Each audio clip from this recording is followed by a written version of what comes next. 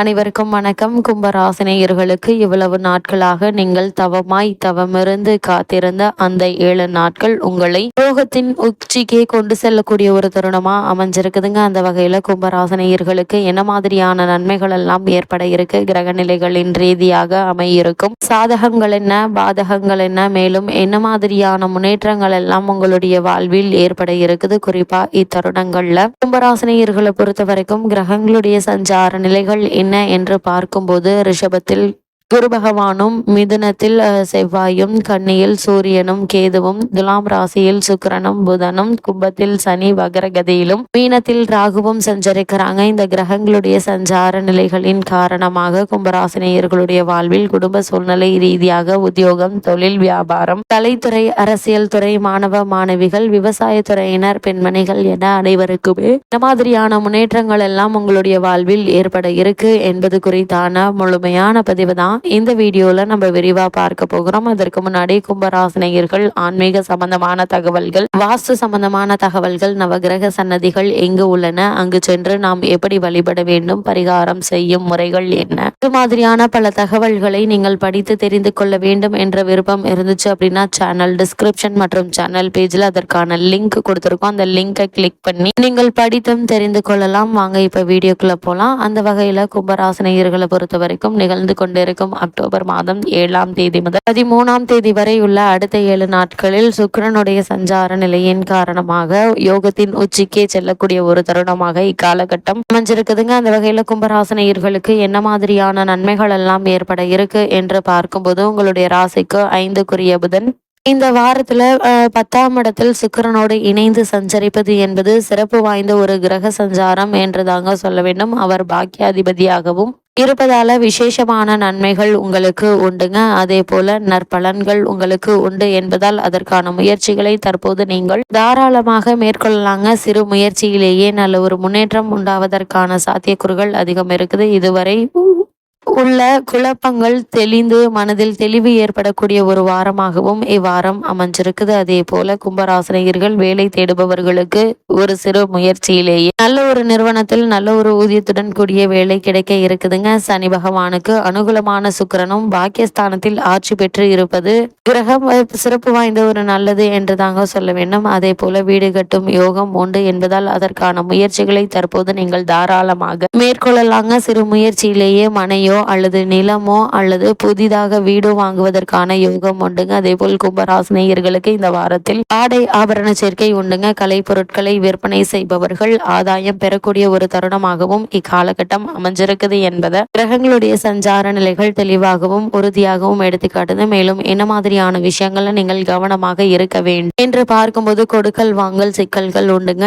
எதையும் யாரிடமும் நம்பி ஒப்படைக்க வேண்டாங்க. நீங்களே நேரடியாக கண்காணிப்பது நல்லது. அது மட்டும் இல்லாம இக்காலகட்ட கிரக நிலைகளை நீங்கள் ஆராய்ந்து பார்க்கும்போது இத்தருணங்கள்ல உங்களுடைய ராசியிலேயே சனி பகவான் வக்ரம் பெற்று சஞ்சரிக்கிறாருங்க. எனவே ஆரோக்கிய தொல்லைகள் அதிகரிப்பதற்கான வாய்ப்புகள் இருக்கு. அதனால் சிறு உடல் உபாதை என்றாலும் கூட உடனே மருத்துவரிடம் அணுகி அதற்கான சிகிச்சை எடுத்துக்கொள்வது மிக மிக நல்லதுங்க. அஷ்டமத்தில் கேது சஞ்சரிப்பதால எதையும் ஒரு முறைக்கு பல முறை யோசித்து செய்வது நல்லதுங்க. வீண் வாக்குவாதங்களை தவிர்த்து விடுங்க. ஆரோக்கியம் சீராக இருக்குங்க. ஆகாரத்தில் கட்டுப்பாடு செலுத்துங்க. அலைச்சலை குறைத்து கொள்வது மிக மிக நல்லது. வியாபார போட்டிகளை சமாளிக்க வேண்டிய ஒரு சூழ்நிலை உருவாகும் என்பதால் சற்று கவனமாகவும் எச்சரிக்கையாகவும் உங்களுடைய முயற்சிகளை மேற்கொள்வது மிகவும் நல்லது என்பதை கிரக நிலைகள் உங்களுக்கு மீண்டும் மீண்டும் அறிவுறுத்துதுங்க. குறிப்பா இந்த காலகட்டம் முழுவதுமே உங்களுடைய ராசியிலேயே சனி பகவான் வக்ரம் பெற்று சஞ்சரிப்பது என்பது அவ்வளவு நல்லது கிடையாதுங்க. எதையும் திட்டமிட்டு செய்ய இயலாது.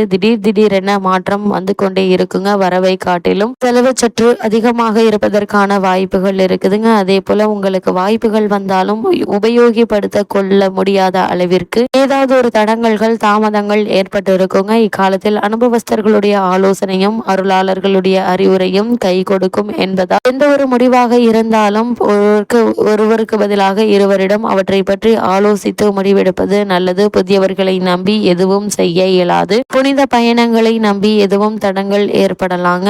இந்த காலகட்டம் முழுவதுமே சனிக்கிழமைகள்ல விரதம் இருந்து விநாயகர், அனுமன், சனி பகவான் ஆகியோரை வழிபடுவது மிகவும் நல்லது என்பதை கிரகங்களுடைய சஞ்சார நிலைகள் மீண்டும் மீண்டும் உங்களுக்கு அறிவுறுத்துதுங்க. அது மட்டும் இல்லாம கும்பராசினியர்களை பொறுத்த வரைக்கும் உங்களுடைய ராசிக்கு 4, 9 ஆகிய இடங்களுக்கு அதிபதியானவர் சுக்கிரன். அவர் 9ஆம் இடத்தில் சஞ்சரிக்கும் போது எல்லா விதமான நன்மைகளும் உங்களுக்கு வந்து சேருங்க. உங்களுடைய ஜென்ம ராசியில் உங்களுடைய ராசிநாதனான சனி பகவான் வக்ரம் பெற்று சஞ்சரிக்கக்கூடிய இத்தருணங்கள்ல அவரால் என்ன மாதிரியான இடையூறுகள் ஏற்பட்டாலும் அவற்றை முறியடித்து முன்னேற்றத்தை ஏற்படுத்தும் விதமாக சுக்கிர பகவான் உங்களுக்கு சாதகமாக 9ஆம் இடத்தில் சஞ்சரிப்பது எதிர்பாராத பல முன்னேற்றங்களையும் யோகத்தையும் எடுத்து காட்டுதுங்க. அதே போல் உங்களுடைய ராசிக்கு பாக்கியஸ்தானம் வலுப்பெறுவதால் பிள்ளைகளுடைய முன்னேற்றம், தொழில் வளர்ச்சி, பொருளாதாரத்தில் உயர்வு போன்றவை திருப்திகரமாக இருக்குங்க. உத்தியோகத்தில் நீங்கள் எதிர்பார்த்த இடமாற்றம், நிறுவன மாற்றம் கூட ஏற்படலாங்க. எதையும் திட்டமிட்டு செய்து வெற்றி பெறக்கூடிய ஒரு தருணமாகவும் இந்த வாரம் இருப்பதால அதற்கான முயற்சிகளை தற்போது நீங்கள் தாராளமாக மேற்கொள்ளலாங்க. பெற்றோருடைய ஒத்துழைப்போடு நீங்கள் பெருமை காணக்கூடிய ஒரு வாரமாகவும் இவ்வாரம் அமைஞ்சிருக்குது என்பதை கிரகநிலைகள் மீண்டும் மீண்டும் உங்களுக்கு அறிவுறுத்துது.